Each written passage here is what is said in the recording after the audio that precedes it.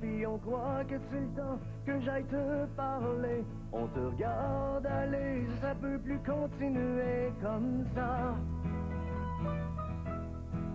Et puis le garçon que j'ai si bien élevé, tu sèches tes cours, t'as commencé à fumer.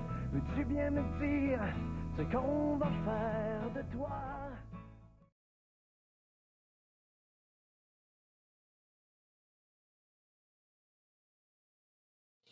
Michel, oui, je suis le propriétaire de la clinique. J'ai travaillé pendant 24 ans pour la commission scolaire de Chênes comme éducatrice spécialisée.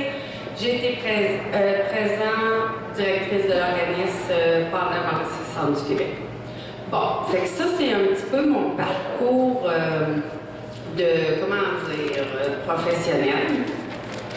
La chanson que j'ai demandé qu'on me fasse jouer, cette chanson-là représente quelque chose de très important pour moi.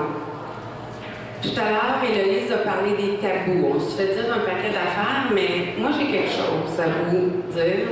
En fait, s'il y a quelque chose de vrai quand on parle du TDAH, c'est que tout le monde, on a une foutue belle-sœur ou une foutue belle-mère, OK? Et on a aussi toutes des foutus voisins, voisines. Et c'est pour cette raison-là que j'ai demandé de mettre cette chanson-là. Bon, fait que je vais continuer à me présenter. Alors, je suis la fille de, là, suivez-moi bien, Françoise, Robert, André, Pierrette. Fait qu'on part avec ça. Là, vous allez me dire, il y en a deux de trop. En fait, je suis née en 1967 d'une maman beaucoup trop jeune, d'un papa peace and love qui se promenait en robe longue, bottes laine et sandales, qui n'ont pas pu me garder. En fait, mon père, mon dad, en fait, lui, il était d'une autre religion, il était anglophone. Alors, en 1967, si tu faisais malheureusement un bébé, soit que tu te mariais ou bien tu le donnais en adoption. Alors, j'ai été donnée en adoption et bon, mes parents, André et Pierrette, mes parents adoptifs, m'ont adoptée quand j'avais 3 mois et demi. Vous comprendrez que je vivais à Saint-Cyril de Wendover, là. Ça, c'est entre la planète Mars et quelque part d'autre à quelque part. Fait qu'en fait, sans blague, c'est tout près de Drummondville. Dans ce temps-là, on n'en parlait pas de déficit de l'attention. Et en fait, comment je pourrais vous dire, tous mes problèmes étaient associés au fait que j'étais adoptée. Fait que là, ils ne savaient pas trop quoi faire de moi. Fait que c'est ça. Fait que ça ne fitait pas, ça ne marchait pas, ils savaient qu'il se passait quelque chose, mais c'était de la faute de quelqu'un qui m'avait fait, qui avait peut-être pris d'autres affaires bizarres. Hein? On se rappelle qu'on était encore en 67. Hein? Fait que c'est ça. Fait que mes parents, André et Pierrette, sont venus m'adopter. 1 an et quart après, ils ont adopté un garçon, mon frère Luc.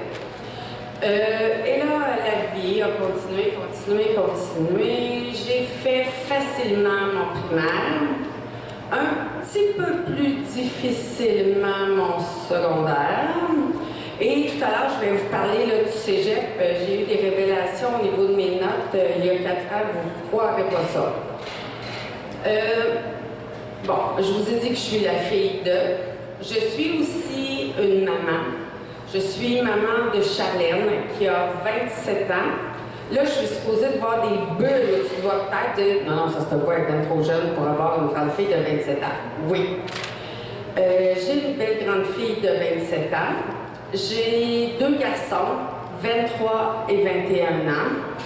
Et la vie m'a fait un cadeau à tout près de 42 ans, un petit bonhomme qui s'appelle François-Xavier, qui va avoir 7 ans.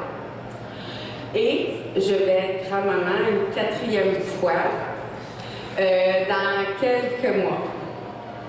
Fait que ça, c'est mon parcours de maman et de grand-maman. J'ai eu une vie un petit peu flyée au niveau de mes relations de couple. Depuis 15 mois, je partage ma vie avec Hugues. J'ai toujours dit que mon fils Tommy est un de mes plus grands profs en TDAH. Je peux vous dire qu'Hugues a été et sera probablement mon plus grand prof comme conjoint en TDAH. OK? Fait que c'est ça. Fait que je suis tout ça. Tout à l'heure, Héloïse, elle a terminé avec un beau soleil. Moi, j'ai une façon un petit peu flyée d'expliquer c'est quoi le TDAH. Héloïse m'a demandé de vous parler de l'impact du TDAH au quotidien. Alors, quand je parle du TDAH, je compare toujours les gens qui ont un déficit d'attention à un soleil. Tout à l'heure, Héloïse a parlé des comorbidités. Moi, j'appelle plutôt ça les rayons du soleil. Fait que plus il y en a, plus ça chauffe et ça surchauffe. OK? Avant de vous expliquer ça, à travers mon parcours professionnel, il y a 4 ans, tout près de 5 ans, j'ai déposé une pétition à l'Assemblée nationale où il y avait plus de 25 000 signatures pour demander l'équité à tous les traitements, les services et plus de ressources.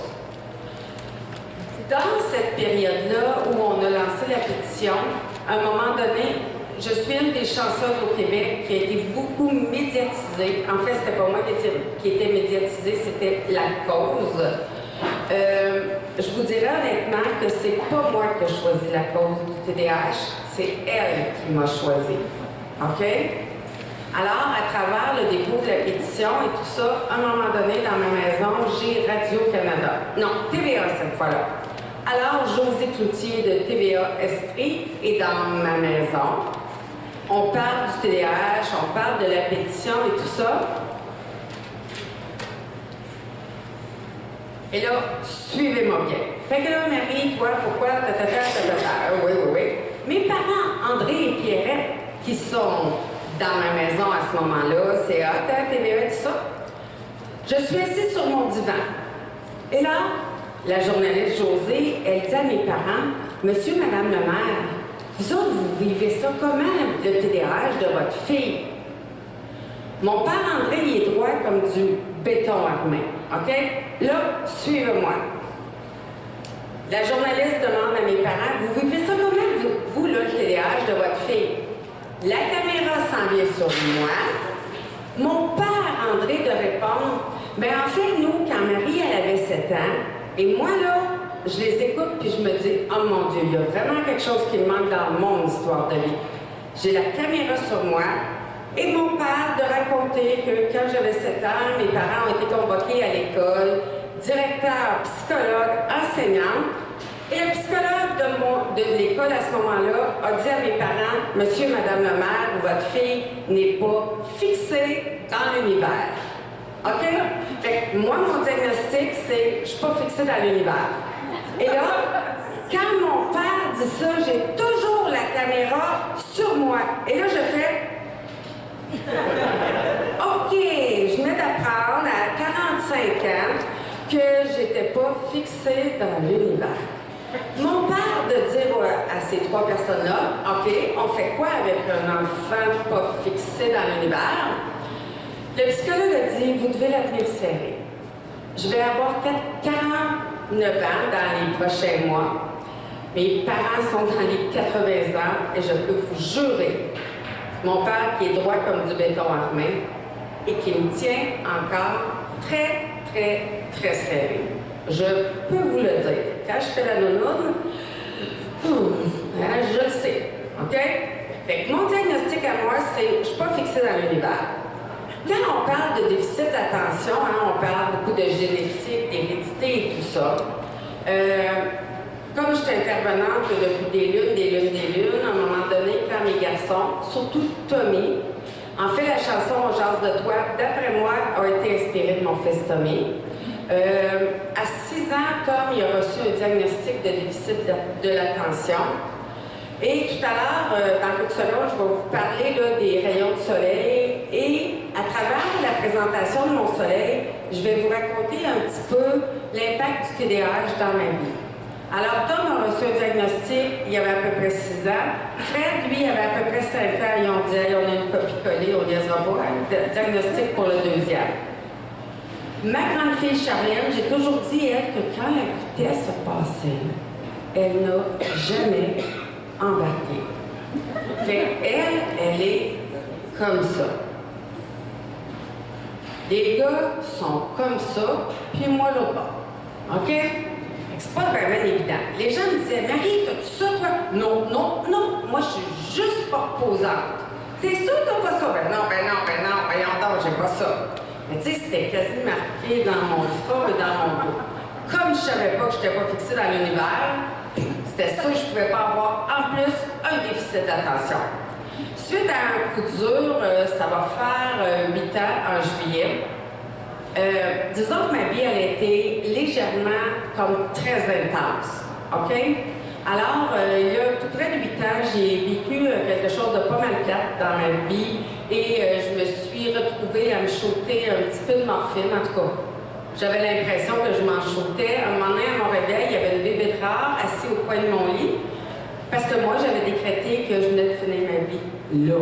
C'était assez souffrir. Alors, la bébé rare, on appelle ça une psychiatre.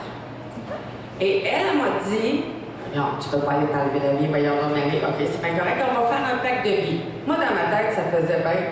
Fais-moi bien signer ce que je veux. Quand je m'en sortir d'ici, tu ne créeras pas ça, ce qui va arriver. Fait que bien sûr que je ne l'ai pas fait. Puis là, à un moment donné, j'ai commencé à parler de mes garçons. Et je vous dis, faites pas ce que je dis. À un moment donné, j'ai fait, regarde, les gars, ça marche. On va essayer, moi aussi. Alors, j'ai pris une médication de mes fils. Ouh! OK, on peut être en opération. J'ai retesté une autre fois. Puis là, j'étais honnête, je l'ai dit à la psychiatre. Elle me dit, attends-tu, on va faire une évaluation.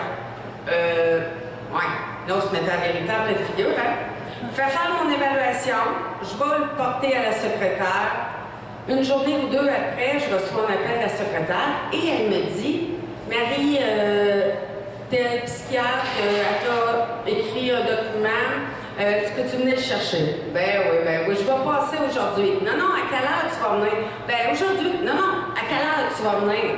Ben mettons 1h30, là, c'est correct? Oui. Alors, j'arrive psychiatre externe, je m'en vais au comptoir, elle me donne une super belle enveloppe. Je rouvre l'enveloppe, c'est marqué gros comme ça. Puis là, je m'en allais pour prendre l'ascenseur. TDAH, adulte. V de barre. Je retourne voir la secrétaire, puis là, je lui ai dit, moi, je pars pas d'ici tant que j'ai pas vu le docteur.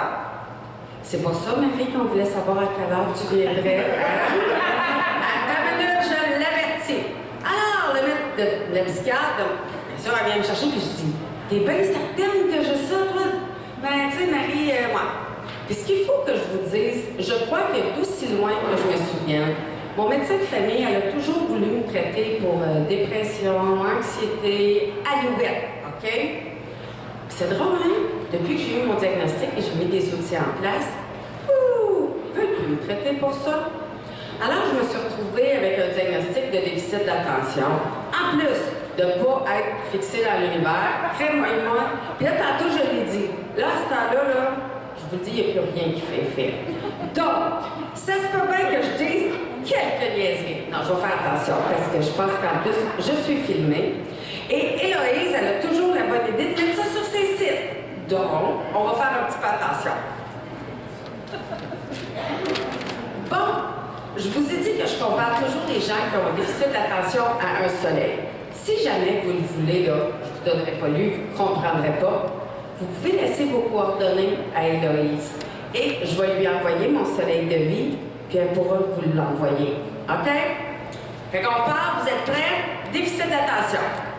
Le cœur, c'est le TDA. Trouble déficit de l'attention. T pour trouble. T pour tabarouette. T pour tanné. OK? T parce que ça a un impact dans ma vie et aussi dans la vie des autres. Parce que si tout va bien, même si vous avez un diagnostic de déficit de l'attention, on ne vous verra pas dans nos bureaux. On va vous voir quand ça commence à avoir un impact important. OK? Déficit d'attention. J'ai moins de temps de concentration, c'est plus long avant, et vous allez répéter Marie, Marie, Marie. Hein? tape sur le bureau et tout ça. Et c'est mon amoureux Hugues, il aime ça quand il vient à la banque. Je peux vous dire que l'autre jour, on était dans un gros congrès de la CSST et personne ne sait que Hugues, c'est mon amoureux. Il est assis complètement en arrière. Et je dis, Hugues, viens, je lui fais signe de venir vers moi. Il s'en vient face à moi, il me dit, bonjour chérie. Il me donne les becs sur les joues et là, tout le monde qui est dans la salle fait Scandale. Fait que là, j'ai fait ce que j'avais à faire. Là, je vais vous montrer ce que j'ai fait. J'ai pas fait de niaiserie, là. Puis après ça, quand il est parti s'asseoir, j'ai dit, je veux juste vous dire que c'est mon amoureux. Fait que là, les gens ont fait, OK, il a pas dit ça pour le fun. Alors, à nous. Comment t'as dit ça tantôt? Qu'est-ce que j'ai dit? Je te confirme, c'est quoi le TDAH dans tes coups tous les jours? Oui. Vous allez voir. Mais c'est pareil pour moi aussi. Non, on dit des niaiseries, je vous l'ai dit, moi, je suis pas fixée dans l'univers. Alors, admettons que Hugues a 10 ans, moi aussi. Hugues, il n'a pas de déficit d'attention, moi, j'en ai un. Et je veux juste vous dire, tu sais, dans les classes là, de nos enfants, là, il y a toujours des fenêtres, puis il y a toujours une horloge. L'horloge, là, ça ne sert pas à voir l'heure. Ça sert à savoir combien de temps mon ami qui vient de passer, ça y prend pour aller faire pipi. Puis voyons, c'est donc bien long, puis alouette, OK? Fait que là, on va faire comme si le micro, il me suivrait, là. Ah ouais? Bonne idée. Alors, Hugues a 10 ans, moi aussi. Hugues n'a pas de déficit d'attention, moi j'en ai un. Madame Annie, mettons, elle est en train d'expliquer. Hugues, lui, il n'a pas, je vous le dis, il regarde dans le corridor, il revient, puis il revient à Madame Annie. Moi, j'ai un déficit d'attention. Ah, il y a un ami qui passe. Là, moi, je suis partie, là. Mon Dieu! Ah, puis là, j'entends des talons. Ah, ça doit être la directrice. Mon Dieu! Oui, c'est sûr qu'elle doit être en train de chicaner un tel puis un tel. OK? Bon. L'autre affaire, quand on est passé sur le bord de la porte, on est proche des vitres, hein? Et là, il y a un avion qui passe. Hugues, il n'a pas de déficit d'attention, il va faire OK, un avion. Moi, vous n'oubliez pas que je reste à Drummondville. Là, je vais faire wow! Ah oui, n'oubliez pas, je disais. Ah oui, mes parents, ils pensaient, je dormais, puis là, ils ont dit, il faut qu'on commence à accumuler de l'argent parce qu'on va aller à Walt Disney. Ah, Walt Disney! Ah oui, c'est vrai, quand j'étais petite, j'étais allée à Olatchuk, puis j'avais trouvé un 25 sous. Avec ça, j'avais été m'acheter des... Et là, je suis partie, là. Hein? Alors, devant Walt Disney, on est à 8 heures de route. En avion, toute la guide. Alors, Madame Annie, là, Hugues, lui, il est revenu. Mais là, Madame Annie, elle a fait Marie! Et là, faut me ramener pour Walt Disney, hein? Fait vos enfants aussi, c'est ça. Tu sais, quand vous leur répétez, s'ils sont ailleurs dans le monde, là, faut un petit peu leur laisser le temps de revenir aussi. OK? Fait que ça, c'est pour l'inattention. Merci. Il aime bien ça. OK. Hyperactivité. Ça ne veut pas dire qu'on est accroché après les lumières. Il y a quelques années, Radio-Canada, Mauricie, ont fait un beau topo qui a fait la une d'à peu près tous les médias où ils nous montraient un petit garçon qui, après les cordes de porc, puis qui était partout. OK? Moi, j'étais en beau tabarouette. Parce que c'est pas vrai que tous les enfants qui ont de l'hyperactivité sont accrochés après la lumière et après le plafond. Tu sais, moi, je vous vois, là. Tu sais, il y en a qui tapent du pied de même, il y en a qui taponnent. Comme moi, je gosse, là. Tantôt, ils me disent, moi, je gosse. Tu sais, les gosseux, là, j'ai des enfants qui vont me dire, hey, Marie, on dirait que j'ai 3 hamsters dans ma tête. Là, je parle, hein. Mais moi, là, je parle comme ça en me levant le matin. C'est quelqu'un qui veut vivre avec moi? Non. OK, merci. Et là, tu sais, quand on va se coucher, moi, je parle. Puis là, je parle. Puis là, j'ai juste le temps de faire prendre un respect parce que je suis soufflée. Eux qui dort. Là, je fais, voyons donc, il est déjà endormi. C'est ça, cette affaire-là. Hein? Fait que là, j'ai beaucoup d'amis dans ma tête, donc je parle avec mes amis. Fait que l'hyperactivité, ça fait un paquet d'affaires, puis je vous jure que ça ne veut pas dire qu'on est accroché après le plafond. OK? Impulsivité. D'après moi, vous êtes à peu près, à part mademoiselle, toutes venues au monde dans le temps des dinosaures. Dans le temps des dinosaures, il y avait des cafetières avec des filtres. Pas les petits copes, là, hein? Avec des filtres. Mettons que le matin, vous n'êtes pas trop réveillé. Vous faites votre café dans le temps et vous oubliez de mettre le filtre. Qu'est-ce que ça fait? Café partout. OK? Si j'ai un déficit de l'attention avec impulsivité, c'est comme si la vie a oublié de mettre un fil à café. Fait que tout ce que je pense, je le dis. Hein? Je vais répondre action-réaction. Ah, il y a quelqu'un qui s'en vient et il m'énerve. Oh, m'a tiré le pied. Oh non, il est tombé à terre. Hein? Fait que, impulsivité, je vais faire des affaires qu'il faudrait peut-être pas que je fasse sur le coup de l'impulsion. Vous trouvez ça drôle, hein? Mais je vous jure que ça se peut, tout ça. Bon, OK. Trouble obsessionnel. Fait que tout ça, là, que je vais vous nommer, là, c'est les rayons. Ça prend pas tout ça pour avoir un diagnostic. Mais je peux vous dire que tout ça ressemble à certaines personnes qui sont dans ma vie. OK, donc? Fait que, tu sais, quand on parle d'impulsivité, je m'excuse, messieurs, mais à partir d'une certaine heure, la logique de là descend, je filmais, hein? Là. Là. Je nomme rien, là. Là. Fait que moi, je vois plein de beaux jeunes hommes qui, sous le coup de l'impulsivité, ne se protègent pas et font des bébés. Pourquoi vous pensez que j'ai été une grand-maman une troisième fois et bientôt une quatrième fois? Ah, ça appartient au goût d'impulsivité. OK? Trouble obsessif-compulsif. Il y en a-tu qui écoutent Canal V, tu sais, ceux qui mangent de la poussière, des éléphants, toutes sortes d'affaires, là? Bon, ça veut pas dire que c'est ça. Tu sais, les obsessions, là, il peut en avoir 1 million. Moi, je ne peux pas donner un atelier, une conférence, si je ne suis pas nu-pied. Vous pouvez regarder, là, je suis en orteil. J'ai besoin d'être grondée. Et l'autre affaire, il n'y a pas personne qui va me faire venir en avant si j'ai pas un crayon qui fait clic, clic. OK? Et le summum de mon obsession, tous les soirs, avant d'aller faire dodo, je dois manger un petit bol de yogourt glacé, de crème glacée ou de quelque chose comme ça. Si je l'ai... Là, maintenant, c'est le fun, j'ai donné la même habitude à Hugues, donc je me sens moins coupable. Chérie, il me semble que... Oui, oh, plus de culpabilité. Puis des fois, je vais pas le prendre, je vais me coucher, puis je fais, mon Dieu, on dirait qu'il manque quelque chose. Hein? Ça peut être mon yogourt. Fait que des obsessions, tant aussi longtemps que ça ne dérange pas tout l'entourage, c'est pas pire, on appelle ça un trouble obsessif. Fait que c'est sûr que si l'impact devient tellement grand que ça nous met dans le trouble ou ça l'impact est important, oui, il faut faire quelque chose. Je le dis pas assez souvent. OK, trouble de l'humeur. Ça ne veut pas dire que tout le monde en va pleurer. Mais tu sais, ça peut être un peu Jean qui rit, Jean qui pleure. Ben, voyons donc, Héloïse, qu'est-ce qui se passe? Là, 5 minutes, t'es de bonne humeur, puis là, t'es full marabout, puis on sait pas trop pourquoi. OK? Oh, yes. OK. Trouble de comportement. Oui, je rencontre des jeunes, des ados, des adultes qui font des délits, puis qui nous font des foutus mauvais coups. Mais trouble de comportement, ça peut être aussi, tu sais, un petit peu si je tire mon élastique puis celui des autres. Là, c'est la dernière fois, sinon il va y avoir une consigne. 1, 2, 3. OK?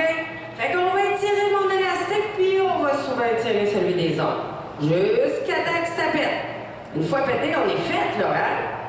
Fait que trouble de comportement, on va étirer. Là, ce que je suis. Bon. Trouble de conduite. Oui, ça peut être conduite automobile, OK? Mais ça peut être aussi comment je me conduis. À Drummondville, on ne peut pas se promener en bikini sur la rue Lindsay, OK? Il y a des choses qu'on ne peut pas nécessairement faire en public. Fait que ça peut être comment je me conduis.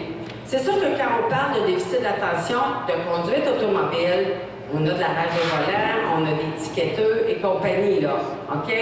L'adrénaline, regarde, non, c'est pas assez, c'est sûr que je me ferai pas pogner. OK? Fait que, comment je me conduis? Trouble d'apprentissage. Dyslexie, dysorthographie, dyscalculie. Pour arriver à un diagnostic comme ça, là, je vous jure, on ne peut pas passer de test de pipi et ça ne se voit pas dans le blanc des yeux. OK? On a des maintenant, avec la loi 21, cette loi-là a donné certains droits ou privilèges à certains professionnels. Alors, quand on parle de troubles d'apprentissage, il y a encore des commissions scolaires qui vont reconnaître les orthopédagogues, ou sinon, très souvent, on va se retrouver en orthophonie pour faire ça. Trous dans nos matières. Tantôt, là, Mme Annie, elle expliquait, pendant que j'étais à Walt Disney. Mais quand je suis revenue, là, Mme Annie, là, elle avait continué. Fait que là, Mme Annie, à la fin, elle dit, bon, ben là, les amis, mettez dans votre sac tel livre, tel livre, tel livre, tel livre. Les enfants arrivent à la maison, puis là, vous leur dites, sortez vos affaires, on va faire les devoirs. Maman, papa, je peux pas le faire. Mme Annie, elle l'a jamais expliqué. Hein? Fait que pendant que j'étais dans le corridor à Walt Disney ou un peu n'importe où, il me manque des notions. Admettons que Hugues est à côté sur le comptoir, moi aussi, la télé joue, François bouge, rouge. Ah, j'ai oublié de vous dire, je suis aussi une belle-mère d'une belle jeune fille qui est en full ado. Et vous allez voir, là, j'ai inventé un rayon juste pour elle tout à l'heure. OK? Alors, ça bouge dans la maison. Et là, Hugues, il dit, là, Marie, là, c'est important, là, il faut que tu ailles absolument à l'épicerie tantôt. Moi, je fais, T'as bien compris, là? Il part. Là, moi, je continue à faire, Je pars ma journée. Puis là, à un moment donné, je fais, oh, tabarouette, c'est quoi qu'il m'a dit? Je suis pas à l'école, là, mais j'ai des trous dans mon information. Je vais à l'épicerie, je rapporte tout, sauf ce qu'on a besoin. Fait que, trous dans nos matières, là, on dit à nos enfants, c'est important, vite de la vaisselle. Il va faire n'importe quoi sauf ça, OK? Trous dans nos matières. Où est-ce que je suis? OK. Opposition. Hein? Je m'oppose, je m'astine, je fais face à l'autorité. OK? À date, là, dans tout ce que je vous ai dit, là, ce qui fait ça le plus, là, c'est l'opposition. Parce qu'un enfant ou un adulte qui s'oppose, c'est souvent le foutu bordel. OK? Fait qu'on va s'astiner, on va faire face à l'autorité, puis habituellement, là, l'enfant, il va tester celui du papa ou de la maman qui est le plus facile à étirer l'élastique. Bon, je vais dire. OK. Anxiété, dépression, estime de soi. Il y a un paquet de noms dans le monde qui sont traités pour l'anxiété. Comment je peux vous dire ça? L'anxiété, j'en ai qui vont dire « Ah, mais je ressens ici, une boule, ça marche pas, je vais pas gruger mes ongles et tout ça. » Mais aussi, quand on a un déficit d'attention, si je suis une maman et que là, mes enfants, c'est le bordel, je passe mon temps à me faire appeler à l'école. Moi, je vous le dis, là, quand l'école appelait, mes garçons étaient petits et que je voyais apparaître « Commission scolaire des chaînes », je réponds « Dès plus ». Là, ils ont compris. Ils m'ont appelé en numéro inconnu. Bonjour, est-ce que je pourrais parler avec Madame le maire? Ah, désolée, je suis la femme de ménage. Hein? Elle est partie une semaine au Congo. J'étais plus là, hein? Fait que quand on parle d'anxiété de performance, ça peut être nous comme parents. Tu sais, quand on passe notre temps à se faire taper sa tête et tout ça, ça devient pesant ses épaules. Et puis là, on fait « ouais, je peux-tu finir par y arriver? » Moi, il y a eu des grands bouts, là, quand les garçons, là, ils grandissaient, là. Tu sais, tantôt, je vous ai dit, là, mon super médecin, il a toujours me traité, elle, pour dépression, anxiété, puis alouette. Mais, puis des fois, là, je suis sûre qu'elle aurait voulu me traiter aussi pour la folie. Mais c'était tellement intense, cette foutue maison-là, avec les garçons, que j'étais toujours... Puis des fois, là, je suis sûre qu'elle aurait voulu me traiter aussi pour la folie. Mais c'était tellement intense, cette foutue maison-là, avec les garçons, que j'étais toujours à bout de souffle. OK? Fait que, oui, on peut développer de l'anxiété tous les jours. On a des enfants, je vous donne un exemple. Alors, mettons que je vous parle de mon fils Fred. toute la semaine, tous les soirs, on a travaillé fort pour faire les devoirs et les leçons. Puis là, Fred, il dit, maman, je te le dis, je vais avoir tout bon dans ma récitation. Maman, je te le dis, oui, je vais avoir tout bon. Vendredi matin, on se lève plus de bonne heure. On répète devoir, leçon et alouette. On arrive à l'école. Mais vous savez, quand c'est la journée de la récitation, on embarque dans l'autobus et on se dit, non, là, il n'y a pas personne qu'il faut qu'il nous parle parce que moi, il faut que je les retienne mes mots, patata, patata. On arrive à l'école, on ne veut pas que personne nous parle et tout ça. Et là, on arrive dans la classe. Nous, on est fin prêts pour faire la récitation. Et là, Madame Annie dit, les amis, ce matin, on ne fera pas tout de suite la récitation. On va aller au gymnase, on a un spectacle. Non! Non! Si moi, je vais au gymnase, là, je viens tout perdre. Tabarouette! Moi, j'avais promis à ma mère que j'aurais tout bas. Hein? C'est bien le fun, le spectacle, mais moi, tout le long, là, je sais que j'y arriverai pas. Parce que là, il y a quelque chose qui vient de faire, que c'est pas mal plus fun, que ça enlève l'information que j'ai travaillé tellement fort. Oh non! Qu'est-ce que maman va dire? J'ai pas réussi et compagnie. OK? Dépression. Il y a un paquet de monde dans le monde qui sont traités pour ça. Ça veut pas dire qu'on est couché dans le grenier, en boule, avec une doudou par-dessus la tête. OK?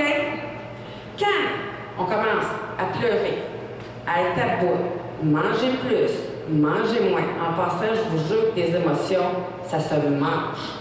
Et ça se mange une cuillère avec un pot de crème glacée, comme ça. Vous essayerez ça quand ça va pas bien, je vous jure que ça va aller mieux. OK? Dépression, j'ai de la peine, ça marche pas, je suis fatiguée, j'y arrive plus, je suis plus capable de livrer la marchandise. J'ai bien beau être une mère là, qui veut tenir l'univers entier à bout de bras. Je vous ai dit que moi, je suis médiatisée. Moi, là, je sortais de ma maison et je me faisais dire que Tommy était au coin de la rue Elliott, qui quêtait de l'argent en disant qu'il voulait mettre du gaz dans son scooter. Il n'y en a pas de scooter. Dépression. Vous savez qu'à Drummondville, on vit sur l'ère des Mario Bros. Donc, tous nos jeunes ados pensent qu'ils ont 7 vies. Alors, c'est impossible que ça arrive à eux, mais juste aux autres. Accident d'auto. Vous souvenez-vous, il y a quelques années, il y a 4 jeunes qui se sont tués dans une auto rouge. Quand moi, j'ai ouvert le matin, salut, bonjour, mon fils Tommy avait une auto rouge. Puis là, j'ai fait, oh non, c'est pas vrai. Pendant longtemps, à chaque fois qu'à la télévision apparaissait quelque chose de grave, un jeune qui avait fait un vol dans les remises, le ci, le ça, je me demandais toujours si c'était un de mes garçons. À un moment donné, mon fils Fred a fait un vol avec ses amis de remise. Et là, bien sûr, je pars de la maison le lendemain matin et on en parlait à la radio. Mais je savais pas que mon fils était là-dedans. Puis là, je me suis dit, oh, tabarouette. Et là, mon fils Fred de m'appeler. Maman, on parle de moi à la radio. OK, on a un problème. Puis là, à un moment donné, j'ai dit, je pense que je vais aller consulter moi. Hein? Et là, la psychologue de me dire, tu sais, Marie, quand toi, tu es à la radio, à la télé, dans les journaux, tes garçons, ils te trouvent bien hot. Fait que pour Fred, c'est hot. Lui qu'on parle de lui, puis le pain 2 jours après dans l'Express. En gros, si vous avez été victime de vol dans vos remises, s'il vous plaît, téléphonez à la SQ. Là, je fais, oh mon Dieu, hein? Je peux vous dire qu'en janvier, il lui reste encore 700 $ à aller porter à la cour. D'après moi, là, la dette est payée. Fait que dépression, là, moi, il était complètement en train de me faire capoter, mes gars. OK? Charlène, elle, je vous l'ai dit, elle, quand le train a passé, elle n'a pas embarqué. Charlène vivait avec moi et ses 2 frères. À 17 ans, Charlène, elle a dit, « Maman, moi, je m'en vais rester en appartement. Je sors d'ici, vous allez me faire capoter. » Et là, je voyais son appartement. Elle, là, était tellement bien, là. Puis je vous jure qu'il y a des lieux que j'aurais moi aussi aimé ça, m'en aller là-bas. OK? Dépression. Estime de soi. On peut tout faire tant et aussi longtemps qu'on préserve l'estime de nos enfants, de nous-mêmes, des personnes qui partagent la vie. À un moment donné, à la clinique, j'ai un beau jeune homme qui s'appelle Antoine qui est venu. Antoine, il est dans une université au Québec. Il est dans une équipe de foot. Antoine doit peser, écoutez, je vous jure, il est lâche comme ça, là, il devait au moins mesurer 6 et 5. Puis là, je suis en train de faire ma rencontre avec lui, puis je lui dis, Antoine, toi, comment va ton estime? Marie, moi, quand je me lève le matin, je dis, OK, Dieu, tu peux aller te coucher, je suis maintenant debout. Quoi? Maintenant, Dieu, tu peux aller te coucher, je suis debout. C'était la façon de voir de mon grand Antoine. OK, Antoine, moi, j'ai vu neiger, les tsunamis, tout le kit, puis on va se parler un petit peu. En fin de compte, mon beau Antoine, là, c'était comme un petit garçon qui avait 3 puis 4 ans, qui se cachait dans sa carapace de géant et aussi dans sa carapace de gars de foot. OK? Fait que c'est sûr que quand l'estime de nos enfants commence à en prendre un coup, c'est important de dire là, il faut se mobiliser. Quand nous, notre estime comme mère, comme conjoint, puis on a l'impression qu'on n'y arrive plus, c'est le temps d'aller demander un coup de pouce puis d'aller demander de l'aide. OK? En passant, là, tout ce que je vous ai nommé, là, tu as mis fit là-dedans. OK, on continue. Wouhou! Bon, estime. Sociabilisation. Est-ce que vos enfants ont des amis? Cool. OK. En fait, des fois, poser la question, c'est s'y répondre, hein? Mais ça arrive aussi, hein, aux adultes. Moi, une crime de chance que j'ai vraiment des bonnes amies. Si je vous parle de mon amie Brigitte, elle travaille pour les voltigeurs de Drummondville dans l'aréna. Elle a eu froid, j'ai jamais compris pourquoi elle a affiché sur ce poste-là. Alors, je croise Brigitte le lundi matin en allant faire l'épicerie. Là, je dis, hey Bridge, ça serait le fun, là, vendredi, là, qu'on aille souper tous les 4. Je te rappelle à soir. On est lundi matin. Lundi matin, je pense pas. Oh, on va l'appeler demain. Non, Marie, faut que tu y parles. Oh, non, mardi, passe pas, mercredi, jeudi, vendredi. Là, je dis, Bridge, à soir, on va te souper. Ben, regarde, Marie, tu m'as jamais rappelé. Ah. Hein? C'est pas toujours évident d'avoir des amis qui ont de la drive, puis qui déplacent de l'air, puis que c'est pas facile, puis qui prennent toute la place. Moi, je vois des gens, là, ils vont arriver, probablement les derniers, dans une salle, et vous remarquerez, ils vont toujours vouloir partir les derniers. Parce que si on part en tout le monde, on se dit, oh non, là, ils vont dire, j'ai plus trop de place, patati, patata et patato. Fait que si on laisse partir tout le monde, dans notre tête, c'est qu'il n'y a pas personne qui va parler de nous autres, on était là jusqu'à la fin. OK? Fait que, sociabilisation. Vie de couple. Hein? Qui ici a un conjoint ou une conjointe défendue? Qui ici a un conjoint ou une conjointe qui a un déficit de l'attention? Et vous n'êtes pas beaucoup. Mais je vous jure, là, mais vous, là, hein? Oh, il y a des gens que je vais faire des coups de coude. Je pense qu'il y en a qui disent qu'ils n'ont pas de bon diagnostic, là. OK. Tu sais, quand on vient de quelqu'un qui est aussi intense que soi, quand on vit avec quelqu'un qui a beaucoup d'impulsivité, quand on vit avec quelqu'un qui a beaucoup de rigidité, d'opposition et alouette, on ne peut pas faire juste nous des petites crises. Ça saute. Boum.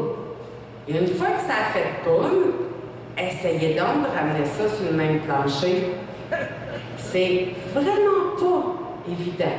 Et je peux vous dire, en fait, je vous l'ai dit, Hugues et moi, on est une famille recomposée avec 2 enfants qui n'ont pas embarqué. Moi, François, quand la vitesse a passé, il a jamais embarqué, et Rosalie encore moins. Nous deux qui tournent comme des toupies, nos enfants qui font « Oh mon Dieu! » Et quand ça saute, ça saute. Dans le but de... Bon, moi, j'aimerais finir ma vie avec Hugues, puis je pense bien qu'il voudrait finir, à moi qui vous dirait le contraire, là, mais en principe, il est supposé de vouloir finir sa vie avec moi. Alors, on consulte. Il nous faut comme de temps en temps un arbitre entre nous autres. Puis là, lui, il dit, ben voyons donc, calmez-vous un peu, là, prenez du recul. Puis là, monsieur, OK. Là, c'est vraiment là, je commence à dédaignaiser. En fait, la première fois qu'on est allé, bien sûr, l'idée vient de moi, hein, d'aller consulter, et je pouvais pas, nous ne pouvions pas consulter à Drummond, je connais partout. Hein?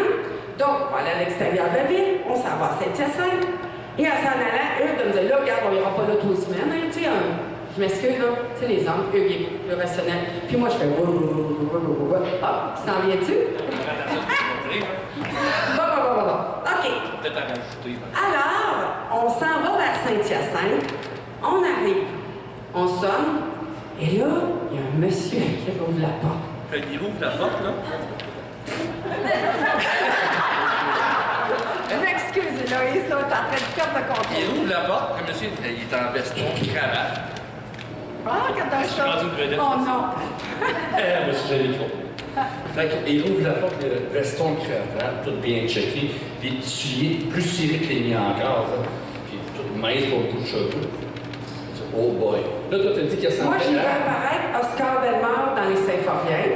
Mais moi, c'était pas lui, mais c'était un autre croque-mort. C'était le croque-mort dans Lucky Luke. C'est sûr qu'il n'y avait pas le vieux chapeau, là. Ben, il était blanc, tout.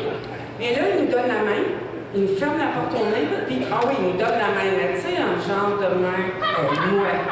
Vous m'excusez, je vais revenir dans 5 minutes, faut que je termine mon repas. Il nous ferme la porte au nez. J'ai une chance qu'il n'y a pas de caméra, là. Et là, Hugues a dit, non, c'est pas vrai qu'ils sont venus ici chaque semaine, hein? Je vois que ça promettait, là. Alors, OK, bye! Il faut quand même. On est fait! Viens, Benoît, enlève-lui le micro. Alors, on l'a vraiment beaucoup, puis on continue à y aller et tout ça, mais on a besoin de ça, nous, en Arville. Vous savez, on dit que derrière ou devant chaque personne qui a un déficit d'attention, il y a une Germaine Faucon. Quelqu'un qui dit « Je te gère, je te mène, et chérie, faut qu'on fasse ça. OK? » Alors nous, parfois, ça nous prend un arbitre, et c'est ce gentil monsieur-là qui est notre arbitre. Lui, nous autres, on est toujours prêts à ça. Oh, on est enflammés. Puis lui, là, il fait... Il nous donne quasiment, tu sais, les droits de parole, là, quasiment ça, là.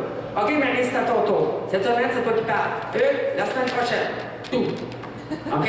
Fait que oui, de temps en temps, il faut avoir quelqu'un qui nous donne un petit coup de pouce. Bon, on est rendu. Ça, c'est la sociabilisation. Désorganisation. Par Mathieu, par Mimitaine, par mon fleur, par mes clés.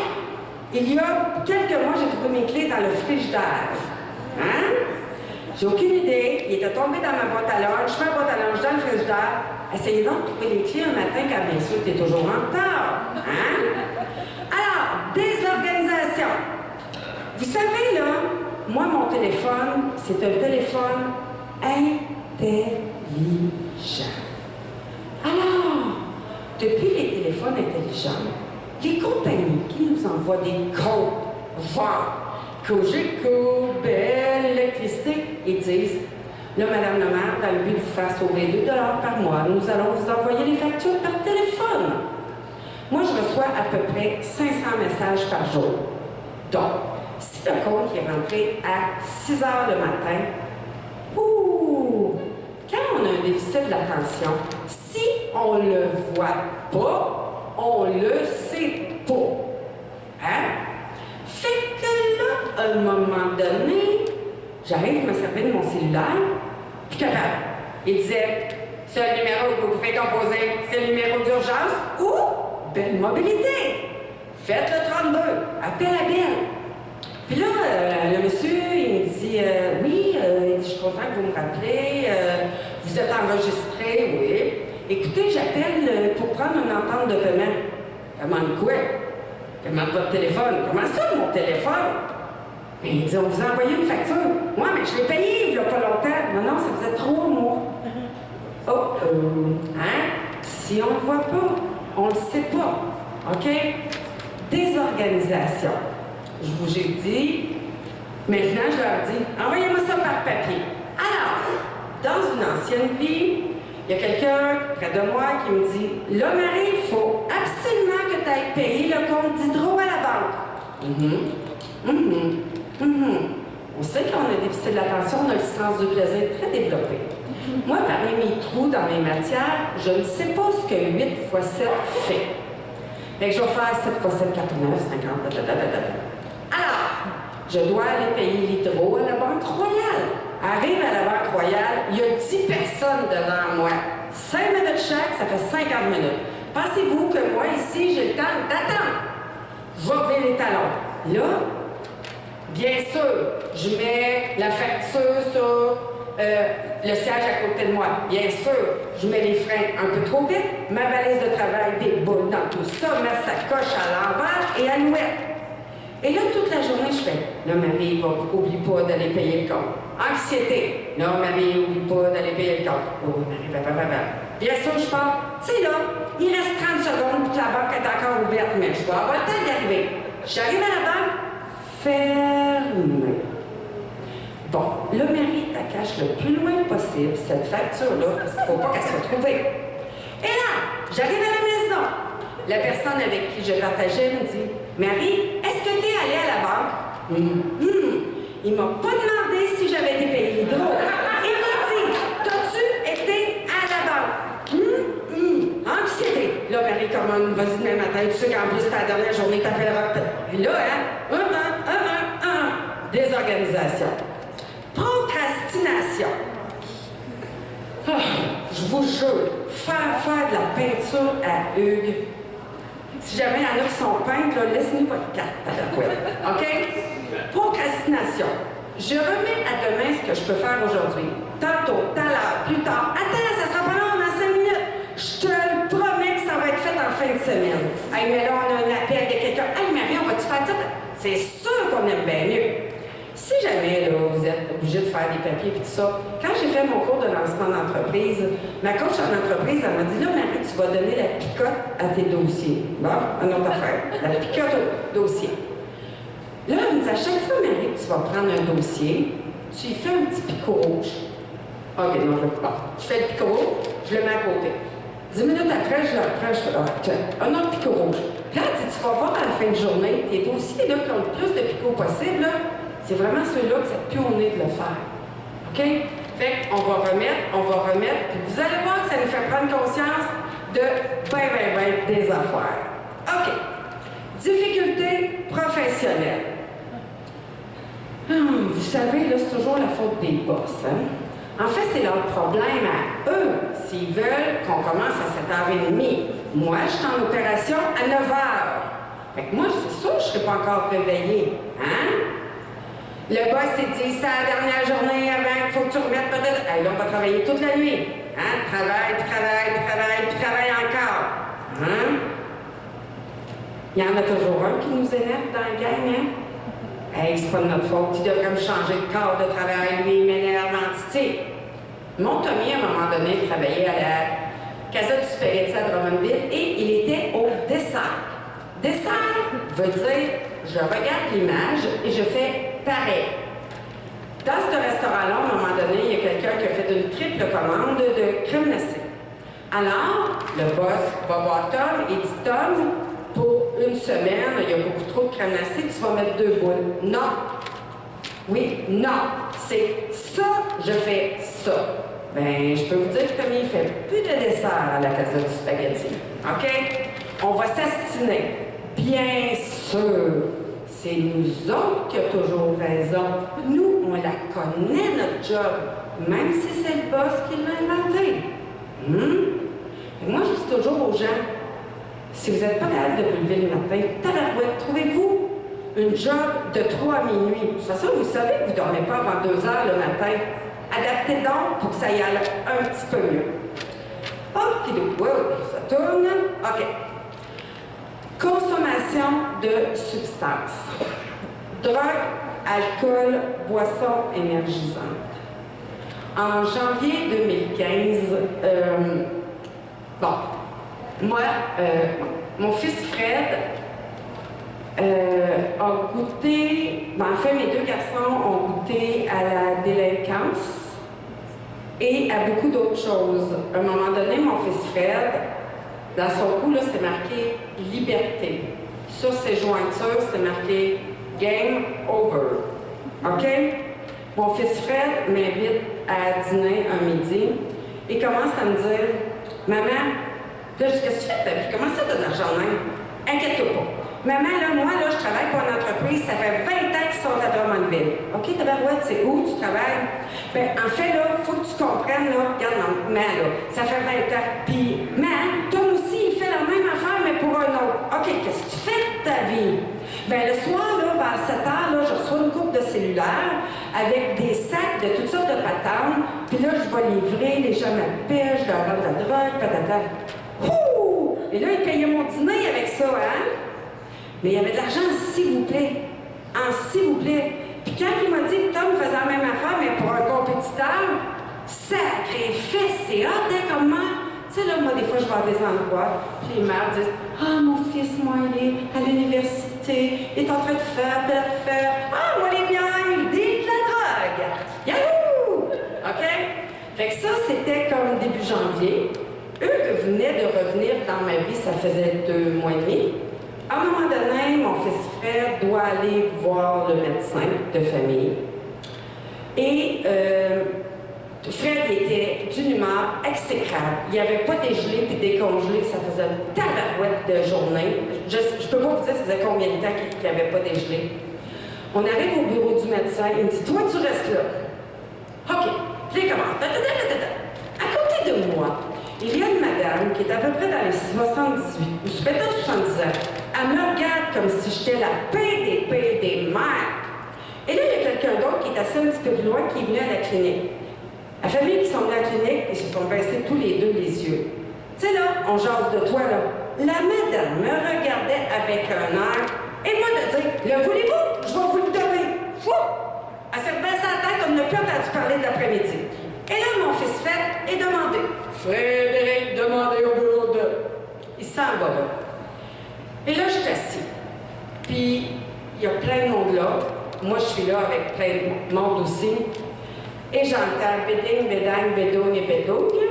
Il sort. L'autre Christ, puis là, et là, viens, tu comprends, viens. Et là, je me lève, je m'en vais dans le bureau. Je rentre dans le bureau. Le médecin, elle est debout en arrière du bureau. Fred prend le bureau. Il rentre dans le meuble en arrière, plus capable de bouger. Et là, tout ce qu'il veut, c'est se garocher en bas. Il m'engueule comme du poisson pourri. Bien sûr, la panique prend dans le centre médical. Ils prennent tous les patients qui sont là, ils les serrent à quelque part. Et là, ça hurle, ça crie. Fred est en train de capoter. Tous les médecins hommes s'en viennent. Et moi, je fais, voyons, c'est une petite crise, ça, c'est quoi votre problème? Et là, ça brasse. Tout d'un coup, les policiers arrivent. Et là, Fred se place face à moi. En arrière, j'ai une espèce d'armoire à glace qu'on appelle un policier. Puis là, Fred, il me dit, maman, prends ça. Fred avait un couteau long de main. Le médecin, je la regarde, elle était en train de défaillir quand elle a réalisé que peut-être qu'elle aurait pu être morte si moi, je n'avais pas été là. Et là, il me donne son manteau. Puis là, il dit, tu gardes ça précieusement? Oh, sacrément. Puis le manteau, je vous jure, il ne devait pas valoir 3 piastres. Mais ce qu'il y avait des coutures, ça valait cher. Fait que là, le policier lui dit, écoute, Fred, là, ça n'est pas quelque chose qui va faire qu'en plus, je vais être obligé de te menotter. Bon, 3 ambulanciers, 4 policiers, ils me l'ont emmené à l'hôpital. Moi, je rentre à l'hôpital, bien sûr, avec le manteau. Et Seigneur, il m'a dit, tu vas aller porter ça, patata. Je retourne porter ça. Ils ont commencé par lui donner de la médication pour essayer de calmer le pompon. Ensuite de ça, le médecin a dit à moi et à son père, il faut qu'on le pique. Ça ne fonctionnait pas. Fait que là, ils nous ont dit, écoutez, on vous demanderait de sortir, de quitter, vous en allez très loin, si ça va brasser. On va être obligé de lui mettre une camisole de force.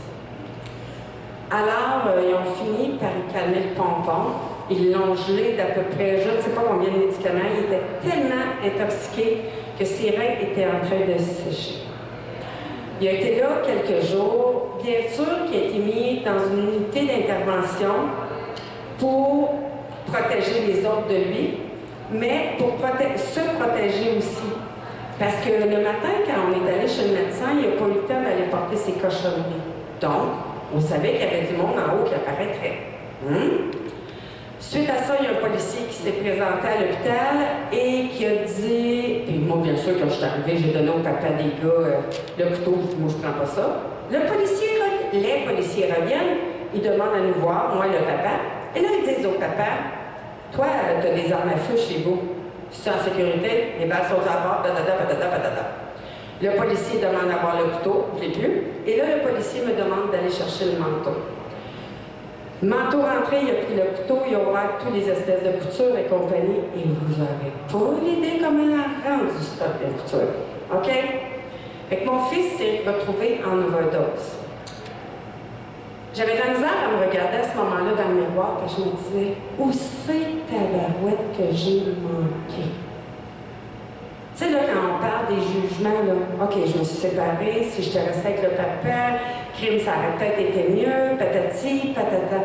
Tu sais, quand on accouche, là, on pense qu'on coupe le cordon de la culpabilité, là. Mais Moses que non, il continue toujours à être là. Fait que je me sentais coupable et encore coupable, là. Vous savez que, avant les fêtes, le 22 décembre, à un moment donné, mon fils Fred me texte. Il y avait une petite blonde qui avait 16 ans. Il me texte et il me dit « Maman, ça va pas super bien, ma blonde est enceinte. Elle va avoir 21 ans, elle a 16 ans. » Puis là, moi, je fais « Ben là, c'était pas protégé, tout ça, parce que, en fait, je dois vous dire que mon fils Fred a eu sa première relation sexuelle à 14 ans, assis dans un banc de neige en arrière de l'école Saint-Joseph à Drummondville. En principe, messieurs, assis dans un banc de neige, c'est pas supposé nécessairement de fonctionner. Mais il faut croire que oui. Mademoiselle n'avait pas encore 14 ans, signalement DPG et compagnie. Alors comment, là, le futur impact du TDAH, là? Tu sais, j'avais beau m'être séparée du papa, j'ai espéré je ne sais pas combien de fois pouvoir me séparer du déficit d'attention. Fred m'annonce que sa pitounette de 16 ans, elle est enceinte. 5 jours après, Tommy vient à la maison. Blablabla, il a poigné des mains, puis il dit « Ah oui, maman, tu vas être grand-mère une autre fois. » Mais moi, je suis certaine qu'il me parle de Fred. Je suis debout dans les escaliers, puis là, je fais quoi? « Oui, Marie-Pierre est enceinte. » Attends, je vais m'asseoir un petit peu. OK? Vous savez, là, quelques années, quand tout le monde se séparait, là, il y a des grands-parents qui ont monté aux barricades pour dire « Nous, on va voir nos petits-enfants. » Mais avec les droits viennent des devoirs, hein? Fait que le premier bébé que Tommy a fait, à un moment donné, j'ai eu un appel du centre jeunesse. Bonjour, on vous appelle pour Tommy. Non, on ne peut pas m'appeler pour Tommy. Tom, là, il a 22 ans. Ou bien ça, il y a plus que... Non, c'est pour son bébé. Mais en fait, c'est bébé. Comment ça, c'est bébé? Bien, il y en a peut-être un autre. Tabarnouche. OK? Fait que moi, l'impact, là, comme mère, là, je suis capable de vous en parler à soi, là. Mais j'en ai pleuré et encore pleuré. Je suis pas fière, moi, de mes garçons, à ce moment-là. J'aurais tellement souhaité être capable de dire à tout le monde « Oh oui, mes fils vont à l'université, j'en ai un qui s'en va étudier en Allemagne, l'autre fait ci. » Ben non, il se cache où? Dans la prison. Et, à un moment donné, Tom, il s'est fait arrêter. Il avait droit à un seul téléphone. Il m'a appelé. Le policier m'a appelé, puis il m'a dit « Marie, parce que bien sûr que les policiers me connaissent, hein? Marie, Tom, il a droit à un appel, puis il le fait à toi. » Maman, viens me chercher, je te promets, j'en ferai plus. Non. Je t'aime assez, Tom, pour te laisser là. Là, il avait atteint mon sommet. OK? Là, je vais vous faire rire, parce que là, j'ai l'impression que vous me regardez et vous dites, mon Dieu, c'est pas facile. Non, c'est super facile, ma vie, vous ne gagnez pas ça. Alors, je vous ai dit que Tom, le 27 décembre, il m'a dit qu'il était enceinte, lui et Marie-Pierre. Là, j'ai fait donc rentrer Marie-Pierre. T'as combien de temps de grossesse? Je pense que j'ai eu mes dernières menstruations en octobre.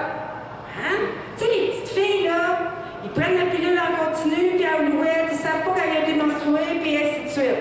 OK. Est-ce que, Marie-Pierre, tes parents sont au courant? Non. OK. Tom, toi, tu l'as dit à ton père? Non. Puis tu dis pas. Tu y dis pas. Alors, Tom part. 1er janvier, je recevais mes parents, Tom, Fred. Les pitounettes ne sont pas là. Et là, je dis à Tom et à Fred, il est complètement interdit de dire à papi et mamie qu'ils vont être arrière-grands-parents encore 2 fois. Fred est en bas. Eux et moi, on est au comptoir. Et là, on dit, puis Tom, l'avez-vous dit aux parents de Marie-Pierre? C'est un petit peu plus compliqué. OK? En fait, qu'est-ce qui pourrait être plus compliqué que ça? Mais il dit, tellement, tu te rappelles quand j'étais en prison à Sherbrooke? Ouais. Mais il dit, le père de Marie-Pierre, il dit, c'était mon gardien de prison. Combien qu'on peut avoir de chance sur 1 milliard de monde de tomber sur le père de ta blonde qui était ton gardien de prison? Nous, on s'est regardés, puis on s'est mis à rire, puis on a dit non, mais tabarnouche, ça se peut pas, là. Fait que, tu sais, là, nos jeunes, souvent, là, ils sont des Gaston Lagaffe. Ils sont jamais à bonne place, au bon moment. OK? Tout ça pour vous dire consommation de substances. Dépendance. Internet. Jeux vidéo. Sexualité. Chocolat. Facebook. Facebook. Quand Hugues il s'est retrouvé pendant 2 ans en appartement, en célibataire, il vivait dans une garçonnière. Et dans le but de... tu sais, quand tu te retrouves tout seul, pour faire un petit peu de sociabilité, tu vas sur Facebook. Alors, quand Hugues et Rosalie sont venus vivre avec nous, Hugues passait le 9,9 du temps soit sur un iPad, soit sur l'autre ou sur son cellulaire. Un soir, il s'en va. Et là, Rosalie et moi, on commençait à en avoir dépendance Facebook. Un soir, il s'en va à Laval. Rosalie a dit, on y confisque. Bonne idée. Alors, on prend les 2 iPads, les prises, sur lesquelles on confisque. Hugues met son cellulaire sur le comptoir. Il va faire je sais pas quoi, confisquer. On est dit, il est où mon cellulaire? Je sais pas. Tu l'as mis? Où sont les iPads? Je sais pas. Et là, à un moment donné, j'ai dit, là, ça va faire. Hein? C'est assez. Tu les auras pas avant. Peut-être, tu sais, comme un petit gars qui fait les 5 jours, hein, on va être désintoxiqué. Moi, mais là, demain, je vais absolument en avoir besoin. Il faut que j'appelle ma sœur, peut-être. OK, je vais te laisser quelques minutes. OK? Mais vous savez, l'orgueil, hein? Fait que je les ai, on en est sorti, il n'a pas touché. Tu sais, là, quand, tu sais, mais je vous jure, mettons, je vais vous donner un exemple, mettons, là, que j'ai du travail, puis j'emmène ça à la maison. Procrastination. Puis là, je dis, OK, là, je vais commencer, là. Puis là, comment ça s'écrit donc, ce mot-là? Je vais sur Google, écris, ça s'écrit comme ça. De ce mot-là, ça m'emmène là, ça m'emmène là, ça m'emmène là, et je suis partie visiter le monde entier. Alors, si vous travaillez de la maison, dans le but que ça ne vous arrive pas, vous pouvez vous mettre un espèce de time timer.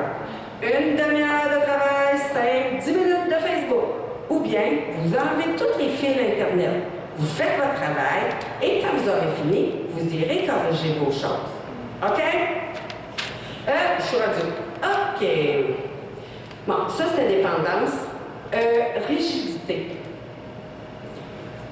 Rosalie et Hugues m'ont fait découvrir depuis 15 mois ce qu'est la rigidité. Tu sais, moi, je suis cool dans ma maison. Rosalie, là. OK, Rosalie, on va faire ça. Non. Hugues de dire, je pense que je vais m'acheter un camion, pas rouge. Et moi, là, qui est complètement, je peux-tu vous dire qu'elle me donne des méga leçons de vie? Mais tu sais, moi qui demande jamais rien à personne, on est capable, hein? On a appris à se débrouiller avec notre super TDAH. Faut que j'apprenne à demander. Moi, j'ai jamais demandé. J'ai un instinct de survie. Tu sais, quand tu te fais donner à ta naissance, tu apprends la résilience, tu apprends à te débrouiller, même si j'ai eu des parents super merveilleux. Faut que j'apprenne à demander. Et je peux vous dire que c'est une des raisons auxquelles on doit consulter parce que je ne suis pas capable de demander. Puis le fait qu'ils sont rigides comme ça, moi, ça me désorganise. Ils sont trop organisés pour moi. Fait que c'est sûr que ça, c'est quelque chose qui est très difficile. Je vais parler du trouble du sommeil. OK? Il y a plusieurs médecins qui vont dire la médication, ça empêche de dormir. OK, on peut l'avoir de 2 façons. Vous savez, les verres sont à moitié pleins ou à moitié vides. Bon. Les médicaments, là, et je vous jure que moi, je l'ai testé. En passant, moi, mon équipe, on n'est pas pro-médicaments, ni pro-produits naturels, on est pro que ça fonctionne bien. OK? La médication, produit naturel, ça ne change pas tout. Ce que ça fait, c'est que ça va nous rendre disponibles à mettre d'autres outils en place. OK? Fait que moi, je peux vous dire, pour l'avoir testé, quand je vais me coucher, ma médication fait encore effet. Mes 52 hamsters, là, ne partent pas sa course, là. Si jamais vous avez de la difficulté à vous endormir, vous aimez la chaleur, vous mettez des serviettes dans sécheuse, vous apportez ça dans votre lit, sac magique et tout ça, des draps pesants. Si ça spinne, vous allez investir. Vous allez aller au magasin d'une pièce, acheter un stylo et un cahier. Pas des feuilles lousses, mais des post-it, ils les vendent pour qu'on les perde. OK? Et là, vous allez dire, oh, mais avant, je vais vous faire un test. Il y en a qui viennent tout près de Trois-Rivières, vous venez d'un peu partout. OK? Vous allez aller. Central Faille, c'est quoi le nouveau, là? Photoshop qui n'existe plus, c'est quoi Best Buy et compagnie.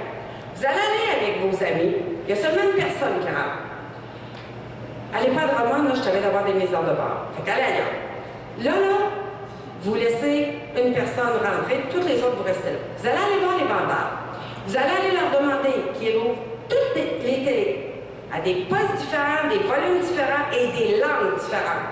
Vous allez aller chercher votre gang, vous allez rentrer et là, essayez d'avoir une conversation intelligente et ingénieuse. Ça ne marche pas. Quand on a un déficit d'attention dans notre tête, c'est ça. On est chez Best Buy à toutes les nuits. Fait que si jamais ça vous arrive, crayon, cahier. OK, télé 1, qu'est-ce que tu dis? Marie, tabarnouche, je t'ai pas été payé le compte d'hydro. Ah oui, compte d'hydro. On ferme la télé 1. Ah oui, il faut t'envoyer un lunch froid. Tout. Vous les écrivez. Puis une fois qu'ils vont tous être fermés, télé, vous allez pouvoir vous endormir. La dernière, en fait, je vous ai dit, je suis intervenante depuis toujours. Depuis, ça va faire 1 an, en mars.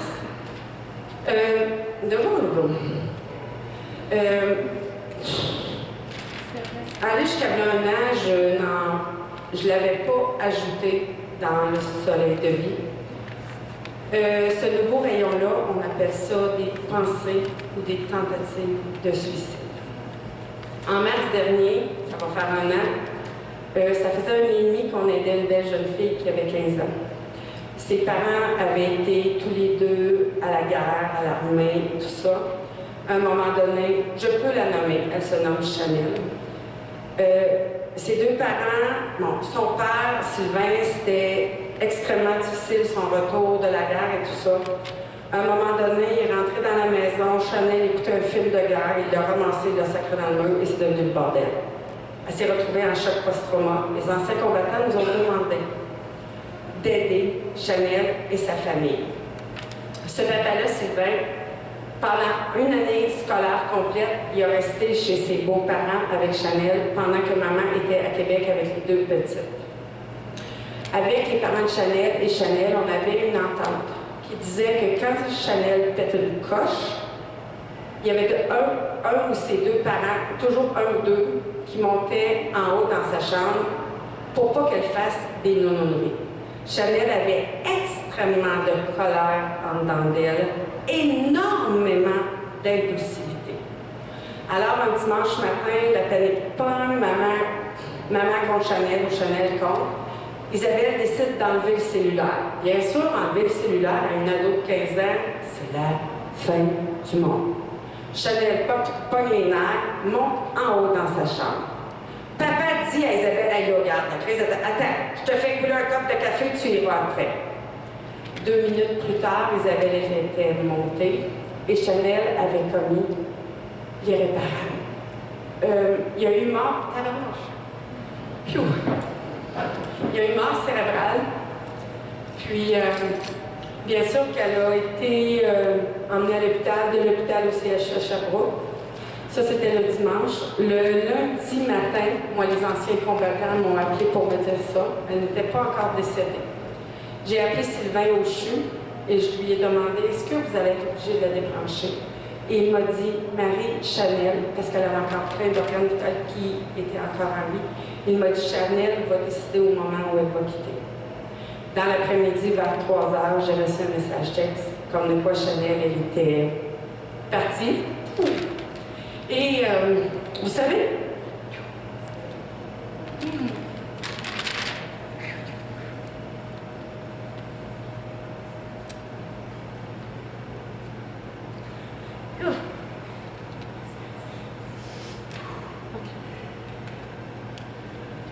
Vous savez, quand il y a quelqu'un qui se suicide, ça a un impact important sur tout le monde.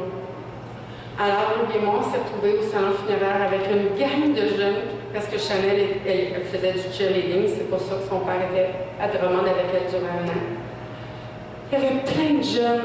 Il y a une jeune fille qui a perdu connaissance sur le bord de la tombe. Comment expliquer, même nous comme adultes, hein? Suite à ça, il y a 4 autres jeunes à Drummondville qui se sont enlevés la vie, suite au décès de Chanel. Les jeunes avaient compris que maintenant, ça pouvait être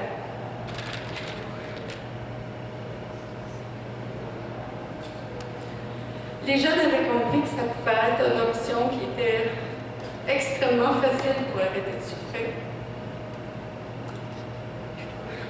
Moi, suite à ça, j'ai eu vraiment beaucoup de difficultés. Puis à travers ça, c'était pas facile avec les garçons. Nous, on essayait de former un couple. Je me suis lancée en entreprise quand on est une femme d'affaires et qu'en plus on a un déficit d'attention. Quand les chiffres arrivent tous les mois, tu fais wow, mais comment, non? Avec le choix de partir en affaires, je travaille 2, 3, 4 soirs semaine. Alors, ce que ça l'a fait quand je me suis séparée du papa de mon petit homme, j'ai été obligée d'accepter que mon petit homme s'en vienne vivre à Saint-Hubert. Parce que moi, je n'étais pas disponible les soirs pour être à la maison. Alors ça a été un coup extrêmement difficile. Et à un moment donné, en juin, la seule option qu'il me restait, c'était le suicide. Alors un soir, je suis partie, je suis revenue, j'avais des bouteilles de médicaments, eux qui étaient dans le lit. Je suis rentrée dans la chambre et j'ai dit, tu veux savoir comment? Voilà. Où? Dans ce lit-là. Quand? Jeudi soir prochain, quand je vais aller conduire François à Stéphane. OK? Et ça a été la première fois que j'en parlais. La fin de semaine d'après, on sait quand une famille recomposée, c'est souvent le bordel. Alors, moi, j'ai vu mon médecin, j'en ai parlé, puis elle m'a dit, ben voyons donc, Marie, tu peux pas faire ça, François. Pas de problème. Samedi d'après, je dis à eux, je vais partir, puis j'amène François avec moi. La personne qui va pouvoir me reprocher qu'il vive quelque chose, je l'emmène avec moi. Suite à ça, j'ai vu ma psychologue un matin et eux m'avaient demandé d'être honnête avec le psychologue. Après, j'allais voir mon médecin, d'être honnête avec mon médecin. Bien sûr, mon médecin, ils m'ont fait une visite. Je me suis retrouvée à l'hôpital hospitalisée. Et là, à un moment donné, ils ont eu envie de m'envoyer en psychiatrie. Et là, je suis bien trop connue, hein? Penses-tu que tu vas m'envoyer là? Non. Alors, pour pouvoir sortir 1 heure de temps pour aller à l'école de mon petit homme parce que c'était son anniversaire, Hugues a dû bien sûr m'accompagner, me surveiller, tout ça. Il m'a ramené à l'hôpital, j'ai été quelques jours à l'hôpital. Et j'ai fini par être capable de sortir. Ça a été, je vous dirais, une pause d'à peu près 1 mois. En juillet, quand mon anniversaire est arrivé, tu sais, je vous ai parlé au niveau du social, puis des amis, puis tout ça. Moi, j'ai plein de bonnes amies. Et je me suis rendu compte que je les entretenais pas, moi, ces amitiés-là. Parce que j'ai pas le temps. Je suis occupée. Oui, je vais y aller. Ils n'ont pas de mes nouvelles. J'arrive en retard, je suis pas là. Alors, la journée de ma fête, j'ai 0 de mes amis qui m'ont appelé, écrit. J'ai aucun de mes 3 grands qui ont donné signe de vie. Mon petit homme, bien sûr, que papa ne l'avait pas fait appeler.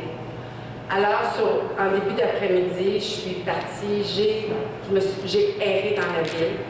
J'ai réussi à téléphoner au CIPS, Centre écoute de prévention suicide, ils m'ont parlé et tout ça, mais ça passait pas. Tu sais, d'être une mère, c'est pesant. Mes parents, moi, depuis 2-3 ans, je suis devenue la mère de mes parents. D'avoir l'impression de ne pas être une bonne mère, une bonne conjointe, de ne pas livrer de la marchandise au travail et tout ça, parce que j'y arrivais plus. Alors, durant la soirée, eux, ils est dans le salon, moi, je suis dans la chambre. Et là, j'ai dit, c'est là que ça se fait. Je me suis habillée, j'étais prête à partir. quand j'ai pris les clés, malheureusement, ou heureusement, ça l'a fait du bruit. Et bien sûr que Hugues est débarqué dans l'entrée. Je l'ai supplié, à genoux quasiment, de me laisser partir.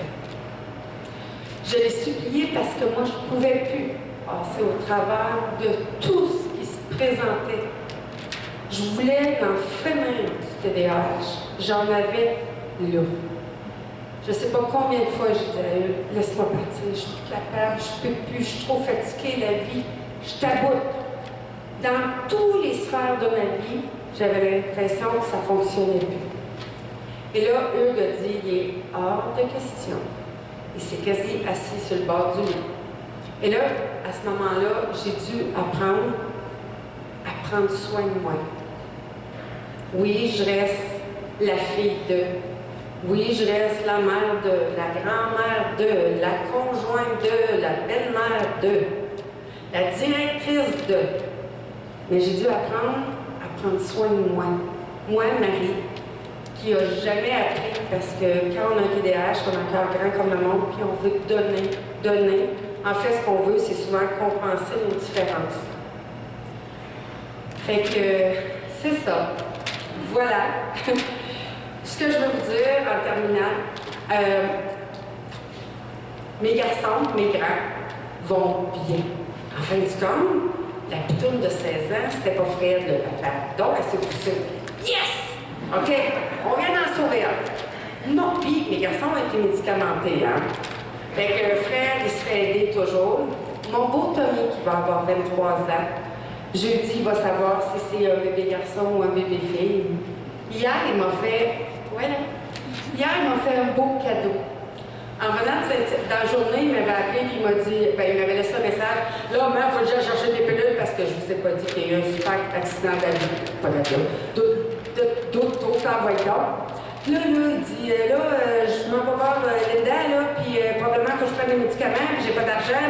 Bien sûr, hein, ça vient toujours, ça vient vite, hein, ça, ces questions d'argent-là. Tout. Et là, hier, quand on revenait de Saint-Hyacinthe, il m'a laissé un beau message. Il a dit, maman, tu peux-tu me rappeler, j'ai besoin de sous pour aller acheter mes médicaments. Puis là, j'ai fait, moi, je ne pas. J'ai écouté son message et je l'ai appelé. Puis mon Tom, il m'a dit, maman, j'ai décidé de recommencer mon concerto. Je vais être papa bientôt. Et là, on en a ri parce que moi, je dis, il me semble comme je te verrais être papa d'une petite fille. Sa réponse a été, un gars, c'est bien mieux, il y a juste un pénis. C'est une fille qui en a bien plus à watcher. OK? Mais mon Tom se fait le cadeau à lui. À Marie-Pierre, parce que Tommy sans médication, il soigne, s'il vous plaît. Et je crois il vient d'apprendre à prendre ses responsabilités. Il va être papa. Il nous a tout expliqué à eux et moi. Bon, mais là, cette semaine, je t'ai dit 18 mg, puis dans une autre semaine, puis là, je dis, OK, Tom, ouais, mais maman, j'ai pas d'argent. Pas grave. Je vais appeler à la pharmacie, là, ils vont mettre ça sur mon compte, là, pour s'organiser là. Il est allé à la pharmacie, après, il a rappelé, bien sûr, je n'ai pas répondu, là, j'avais quand même fait mon bout. J'ai écouté le message, puis il m'a dit, maman, c'est correct, ça n'a rien coûté. OK? Fait que mes deux grands, ils vont bien. Ma Charlène a reçu un diagnostic de déficit de la transmission sans hyperactivité, bien sûr. Elle va bien aussi. Les deux cocottes vont bien. Mon petit homme va bien. Bien sûr, il va à l'école Charles Lemoine. En début d'année, à un moment donné, l'enseignante m'a apostrophé en me disant « Ouais, mais là, madame la mère, votre fille, c'est un petit peu dans le merde. » Tu vois, voyons donc. Puis là, patata. Puis là, elle me dit « Ouais, peut-être un déficit d'attention. » J'ai levé ça d'eau. J'ai fait « Quoi? » Je dis « Est-ce que tu sais, moi, ce que je fais dans la vraie vie? Oui, on va faire des enfants à la clinique. OK.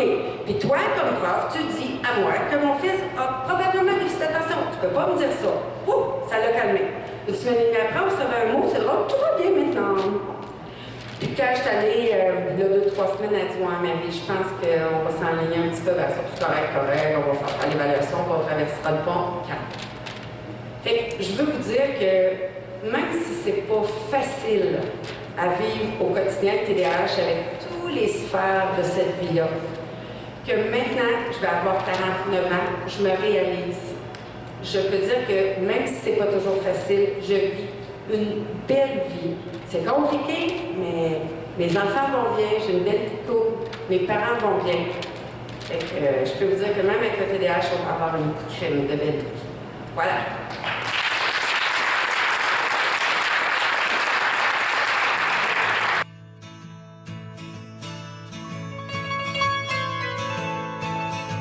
On a jasé ton père pis moi, pis on croit que c'est le temps que j'aille te parler. On te regarde aller, ça peut plus continuer comme ça.